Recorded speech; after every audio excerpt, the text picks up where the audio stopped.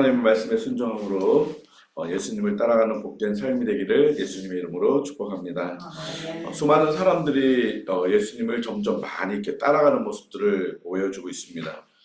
예수님을 따라가는 사람들이 늘어날 때마다 그들은 왜 예수님을 따라갔을까라는 부분들을 우리는 늘 한 번 더 생각해 봐야 할 것입니다. 오늘 말씀에도 보면 수많은 무리가 함께 예수님을 따라가는 모습을 보여주고 있습니다. 왜 이 사람들은 예수님을 따라갈까? 그들은 각자의 다 이유가 다 다를 것입니다. 그들은 예수님이 행하신 기적들을 또 보기 위해서 따라갈 것이고, 또 그들은 오병이의 그 떡을 통해서 그들이 배불렀던 그것들을 기억하면서 예수님을 따라갈 것입니다. 예수님을 따라가는 사람들의 그 이유들은 다 다를 것입니다. 우리도 역시 왜 우리가 예수님을 따라가는가? 왜 우리가 예수님을 따라가야 되는가? 이 부분들을 늘 우리는 묵상하고 또 그 이유들을 놓치지 않아야 될 것입니다. 오늘 예수님이 그 수많은 사람들이 예수님을 따라오는 모습을 보고 너희들이 나를 따라오려고 한다면 너희들이 나의 제자가 되어야 된다라고 제자에 대해서 말씀하고 있습니다. 그렇다면 지금 그 많은 무리들은 제자가 아니라는 것입니다. 그냥 무리로 그냥 예수님을 따라가고 있는 것이지 제자가 아니라고 말씀하고 있는 것입니다. 그래서 정말 너희들이 나를 따라오는 것이 중요한 것이 아니라 제자로서 나를 따라와야 된다라고 말씀하고 있는 것입니다.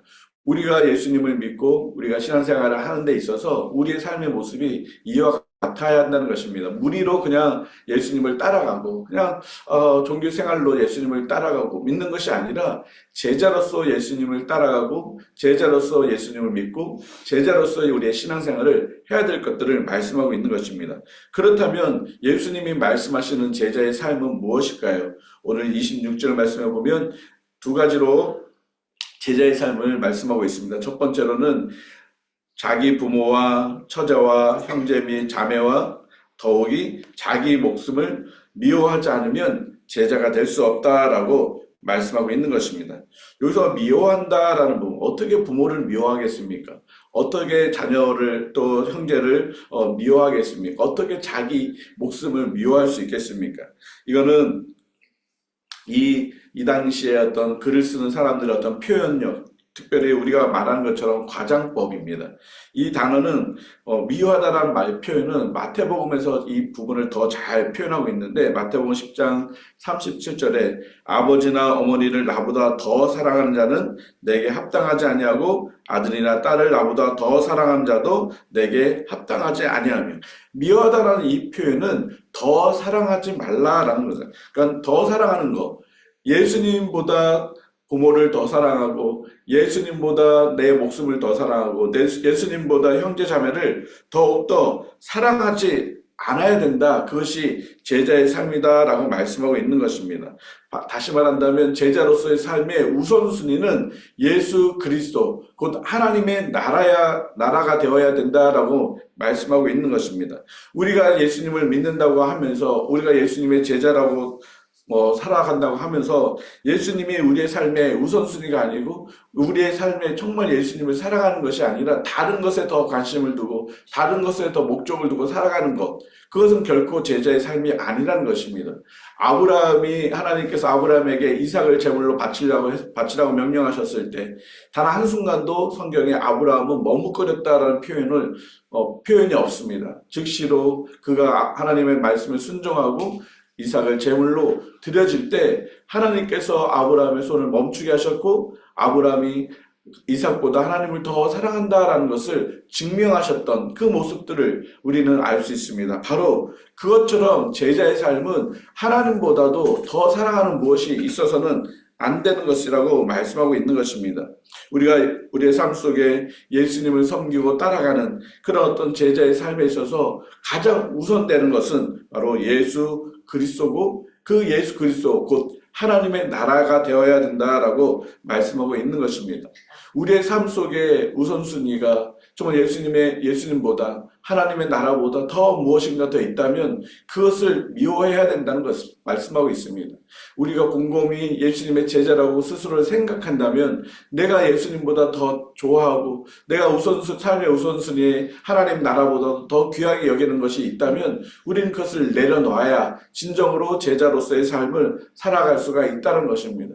우리는 이 땅에 살아가면서 살아가다 보면 정말 무엇인가 필요하고 무엇인가를 이루기 위해서 애쓸 수밖에 없습니다. 그러다가 혹 그것이 우리가 예수 그리스도보다 또 하나님 나라의 그런 가치보다 그것이 앞서게 될 때 우리는 제자로서의 삶을 올바르게 살아가지 못하는 것을 오늘 예수님은 말씀하고 있는 것입니다.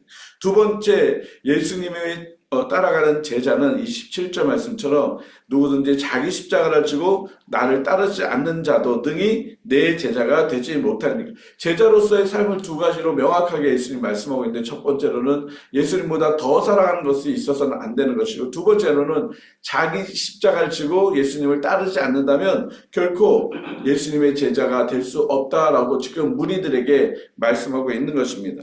왜 자기 십자가를 지고 예수님을 따르라라고 말씀하고 있는 것입니다. 바로 예수님을 따라감에 있어서 제자의 삶에는 큰 어려움과 고통이 있다라는 것을 예수님은 미리 말씀하고 있는 것입니다. 특별히 로마 그 형법의 가장 무서운 죄, 가장 고통스러운 죽음이 형벌이 바로 십자가의 형벌입니다.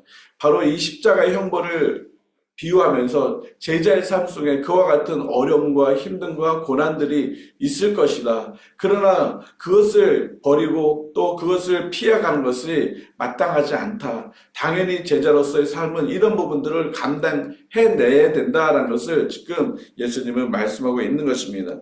우리의 삶 속에 예수님을 믿다가 보면 애매한 고난도 많이 당합니다. 또 손해를 보아야 될 일들도 많이 있고요. 또한 십자가의 그런 참혹한 죽음과 같은 그런 고통들도 우리에게 많이 있습니다. 믿음을 지키다 보면, 또 믿음을 증거하다 보면, 또 복음을 전하다 보면 애매하게 이런 손해를 보고 핍박을 당하는 일들이 많이 있을 것이다. 너희들의 가정에서, 사회에서, 또 관계 속에서 정말 그리스도의 제자로서 살아가려고 한다면 이런 어려움들은 우리가 능히 감당해내야 된다. 이것을 포기하고 이것을 버릴 때 너가 제자로서의 삶을 살아갈 수가 없다라고 말씀하고 있는 것입니다. 예수님께서는 친히 훗날 십자가에 달려 죽어주심으로 인해서 진정으로 제자의 삶은 무엇인지를 명확하게 제자들에게 또 많은 그리스도인들에게 보여주고 있습니다. 마찬가지로 우리의 삶 속에서도 각자가 예수 그리스도를 따라가고 또 예수 그리스도의 믿음을 지켜감에 있어서 당하는 어려움들이 많이 있습니다. 그럴 때 그 십자가를 지는 것을 포기하지 않고 그 십자가를 끝까지 잘 감당해야 할 것입니다. 그래서 오늘 이 제자의 삶에 대해서 세 가지 비유를 오늘 28절에서 35절까지 세 가지 비유를, 제자의 삶에 대한 비유를 하고 있는 것인데, 첫 번째로는 망대를 세우는 자의 비유를 말씀하고 있고, 두 번째로는 전쟁을 준비하고 있는 왕의 비유를 하고 있고, 세 번째로는 마디른 소금에 대한 비유를 통해서 제자의 삶이 무엇인지, 정말 예수 그리스도를 따라감에 있어서 내가 더 사랑하지 않아야 될 것들, 그것이 무엇인지, 정말 십자가를 지고 가는 것이 무엇인지를 다시 한번 예수님은 비유를 통해서 강조하고 있는 것입니다. 첫 번째, 망대를 세우는 비유를 통해서 제자의 삶에 대해서 다시 한번 말씀하고 있습니다. 망대를 세우는데 무엇인가 이렇게 건축을 하는 데 있어서 무조건 막 건축을 하는 것이 아니라 설계도도 세워야 되고 또 자재를 어떤 것이 쓸 것인가 많이 계획을 해야겠죠. 그리고 이것을 세우는 데 있어서 비용이 어느 정도 들어갈 것인지 구체적으로 다 세워야겠죠.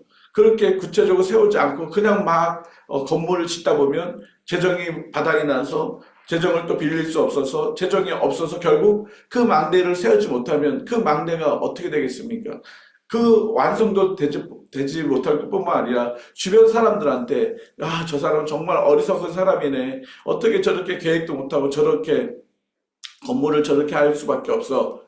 요즘 현대에도 보면 재정적인 부담이 커서 건물을 짓다가 건물을 짓지 못하는 그런 일들도 많이 우리 주변에서 보여주고 있습니다. 처음부터 그들이 그런 계획을 안 했겠습니까? 나름대로 계획을 다 했는데 하다 보니까 어떤 실제적으로 여러 가지 봉착된 문제들이 발생하게 되고 계획을 하고 또 하지만 어려움이 또 해서 결국은 그것을 이루지 못하는 것을 예수님은 말씀하시면서 제자의 삶이 바로 그와 같다는 것을 말씀하고 있는 것입니다.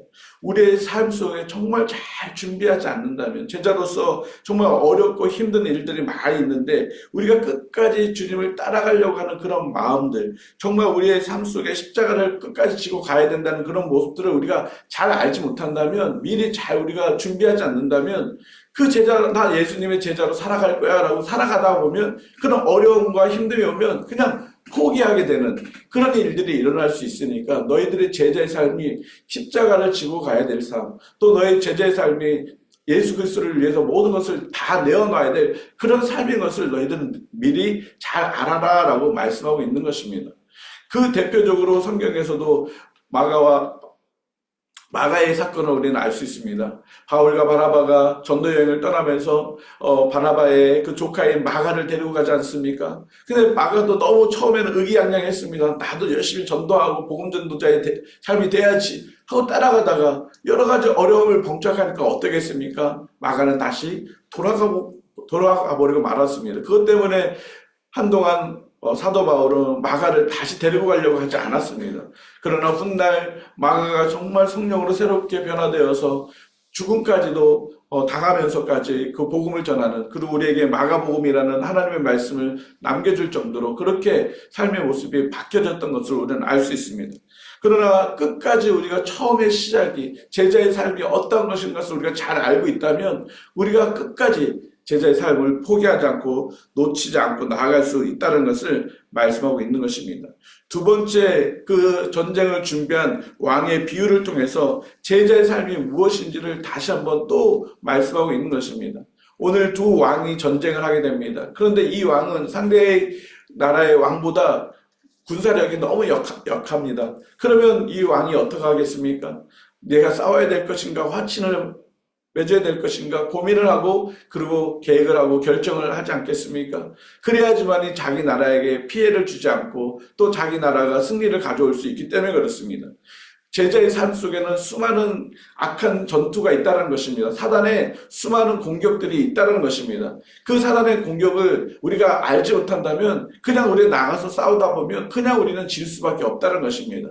우리의 표현처럼 적을 알고 나를 알아야 백전백승이라는 그런 말이 있죠. 우리가 제자로서 그리스도인으로서 살아감에 있어서 우리 앞에 수많은 사단의 공격이 분명히 있다는 것을 예수님은 말씀하고 있는 것입니다. 그 사단의 공격은 나보다 더 강하다는 것입니다.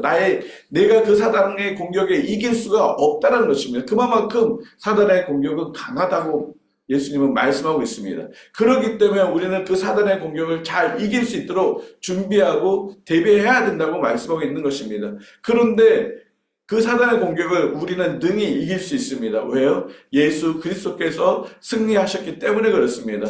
그래서 우리가 그 사단의 공격에서 나가서 싸우기 위해서는, 승리하기 위해서는 오직 예수 그리스도만을 의지하고 신뢰하고 나아갈 때 우리는 온전히 승리를 경험할 수 있다라고 말씀하고 있는 것입니다.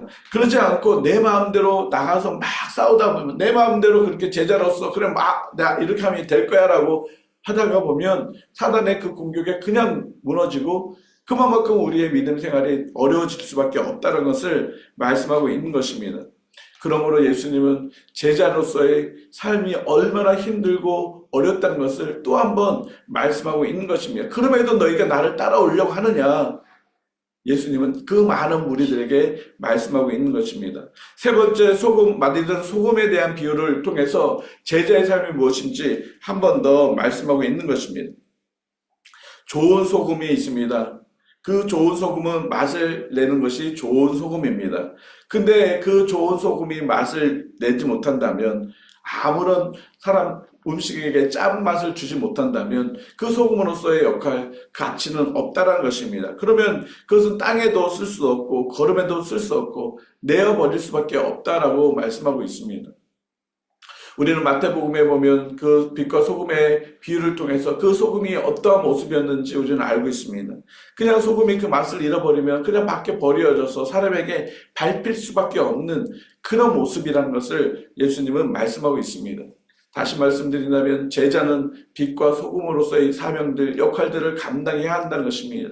소금으로서의 짠맛을 내지 않는다면 제자의 삶이 아무리 하나님께서 기뻐 받으시고 영광스러운 삶의 모습이라 할지라도 그 삶을 온전히 살아가지 못한다면 그것은 영광된 삶이 아니다라고 말씀하고 있는 것입니다. 우리의 삶 속에서 세상 가운데서 정말 소금으로서의 짠맛을 낼 수 있는 그런 어떤 삶이 될 때 그 사람이 진정으로 하나님의 제자, 예수님의 제자다라고 말씀하고 있는 것입니다.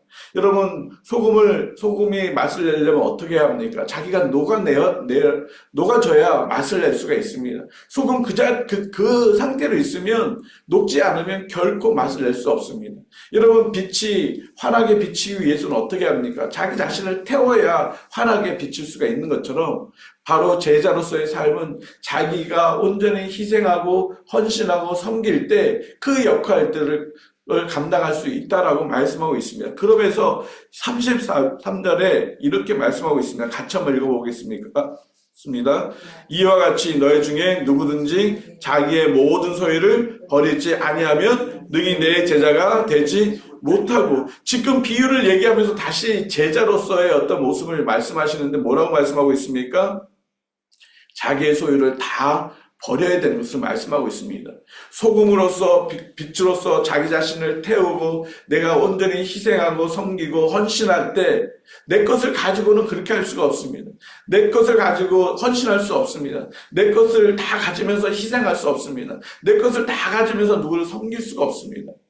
우리가 예전에도 말씀드렸지만 손 펴는 삶을 살아야 합니다. 내 것을 다 내어놓을 때 그때 섬김이 나타날 것이고, 내 것을 다 드려질 때 그곳에 헌신이 나오게 될 것이고, 내 것을 다 내어놓을 때 그곳에 희생이 나타나게 되고, 그때 짠맛이 나고 그때 빛이 비춰질 수 있다. 이것이 바로 제자의 삶이다라고 예수님이 말씀하고 있는 것입니다. 우리의 삶을 한번 돌아와 보십시오. 정말 우리가 예수님을 믿는다고 하고 우리가 예수님의 제자로서의 삶을 살아간다고 하는데 이렇게 살아가고 있는 것인가? 정말 내가 예수님보다 다른 것을 더 사랑하고 더 나의 삶 속에 우선순위에 그것을 더 두고 있지 않는가?